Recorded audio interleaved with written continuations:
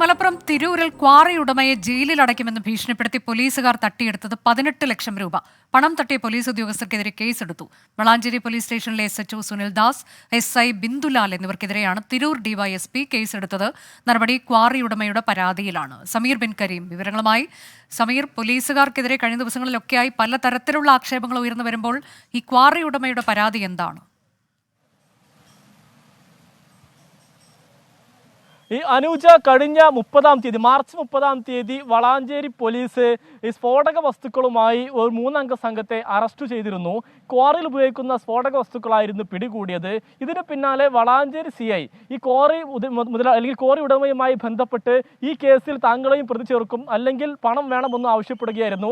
ഇതിന്റെ അടിസ്ഥാനത്തിലാണ് വളാഞ്ചേരി CIക്ക് ഈ ക്വാറി ഉടമ 10 ലക്ഷം രൂപ നൽകുന്നു. അതോടൊപ്പം തന്നെ ഈ കേസ് അന്വേഷിച്ചിരുന്ന വളാഞ്ചേരി സ്റ്റേഷനിലെ SI ബിന്ദുലാൽ ഇയാൾക്ക് 8 ലക്ഷം രൂപയും, അതോടൊപ്പം തന്നെ കേസിൽ അല്ലെങ്കിൽ ഈ ഡീലിംഗിൽ ഇടനിലക്കാരനായി പ്രവർത്തിച്ച അസീനാർ എന്ന് പറയുന്ന ഇയാൾക്ക് 4 ലക്ഷം രൂപയും, ഇങ്ങനെ ആകെ 22 ലക്ഷം രൂപയാണ് പോലീസുകാരും ഈ ഇടനിലക്കാരും ഉൾപ്പെടെ കൽപ്പറ്റിയത് എന്നുള്ളതാണ് ഏറെ പ്രധാനപ്പെട്ട കാര്യം.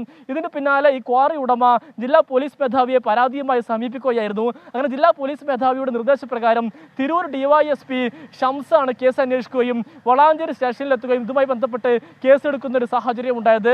ഈ കേസിൽ പ്രാഥമികമായി പോലീസ് മനസ്സിലാക്കുന്നത് ഈ 18 ലക്ഷം രൂപ ഈ 2 പോലീസുകാർ ചേർന്ന് കൈപ്പറ്റി എന്നുള്ളതാണ്. ഏതായാലും ഇതുമായി ബന്ധപ്പെട്ട് കേസെടുത്തിരിക്കുകയാണ്.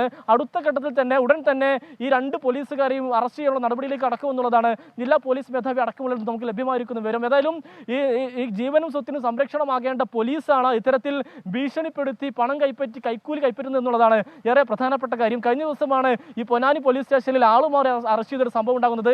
അതിന് പിന്നാലെ ആ നാണക്കേട് മാറും മുന്നെയാണ് ഇപ്പോൾ മറ്റൊരു കേസ് കൂടി പോലീസിന് നേരെ തന്നെ ഉണ്ടാകുന്നത്. മലപ്പുറം തിരൂരിലാണ് ക്വാറി ഉടമയെ ജയിലിൽ അടയ്ക്കുമെന്ന് ഭീഷണിപ്പെടുത്തി പോലീസ് ഉദ്യോഗസ്ഥർ 18 ലക്ഷം രൂപ തട്ടിയെടുത്തുവെന്ന പരാതി ഉയർന്നത്. ഇവർക്കെതിരെ DYSP കേസെടുത്തു. വിധി ദിനത്തിൽ 24 മാജിക് ജൂൺ 4 ചൊവ്വാഴ്ച രാവിലെ 5 മണി മുതൽ 24-ൽ.